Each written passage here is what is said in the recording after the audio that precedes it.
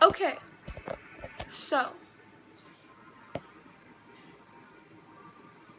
as a musical appreciator, K through 12 is a musical, obviously. I mean, it's a movie encasing mostly music. I mean, the dialogue in it isn't. Anyway, it's a musical. Like, it just is. And very.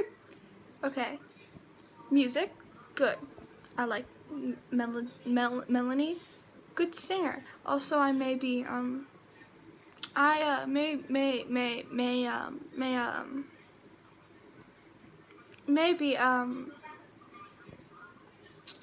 feeling woozy right now. And I don't know why, but,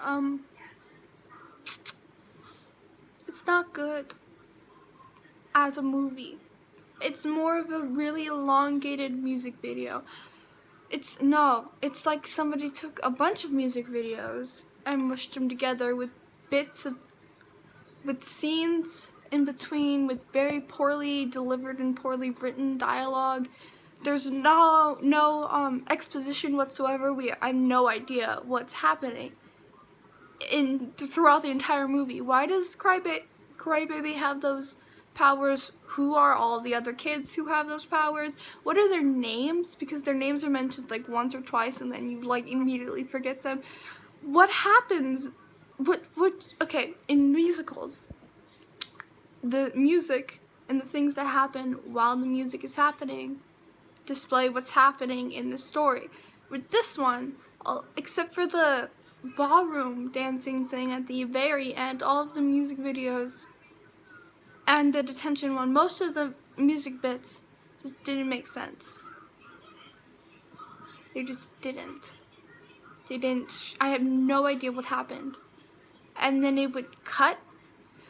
There's no sense of time. I don't know how long it is. I'm assuming that she went from K to 12, but like, I don't know that because there's no exposition, there's no sense of plot. The setting isn't established. I mean, the music's good, but as a movie, is it good as a whole? No, it's not. It's really not.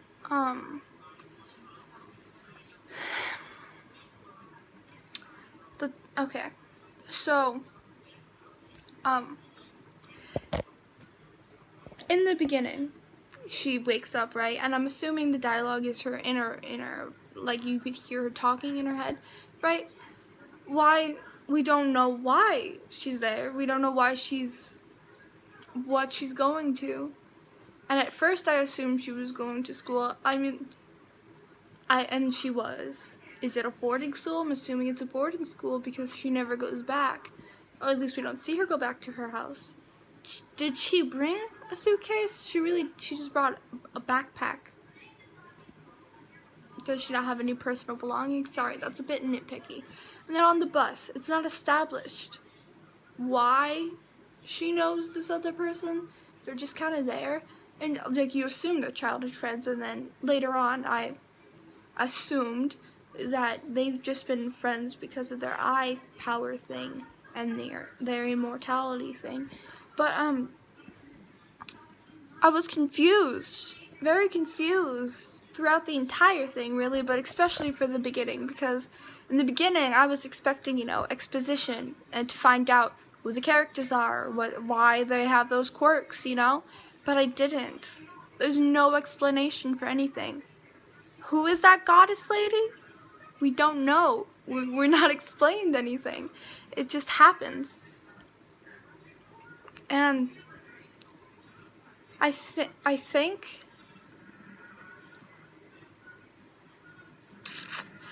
it would have been better off as a bunch of music videos, because instead of attempting for her to make an entire movie, I'm not belittling the effort put in because it's well produced. It's really well produced. Like, visually it looks great, right? But conceptually, just would I watch it again? No. I wouldn't. I want to sit there and watch the whole thing again because there's no point. You don't absorb any information. You just get catchy songs. That's it. And yeah, yeah. Would I listen to those songs again? Absolutely. Melanie is a great artist when it comes to songs, but do I think that she should have written a movie by herself with, I'm assuming, no help because it says written and directed by just her, which it's a great accomplishment, don't get me wrong. That's like, wow, she did that, but like, did she do it well? Not necessarily. I think it just gets it got a lot of hype for a while because it's made by Melanie Martinez. Like, come on. That's why. If it was made by somebody else, it would not be considered a good movie. I'm just saying, if it was made by some random unknown artist, like who's never produced any music before, and that's the first time you're seeing it, and you have no prior opinion on anybody in it, no one would think it's a good movie, or very little would think that it's a good movie, because it's really not. That's just the thing. It's not a good movie. It's not. It's good music, great visually, terrible plot-wise. Okay, I'm just gonna start repeating myself, but that's it. There's just no explanation for anything. There's no reason for the conflict. We don't know why everybody hates the character Crybaby. We just know that they do.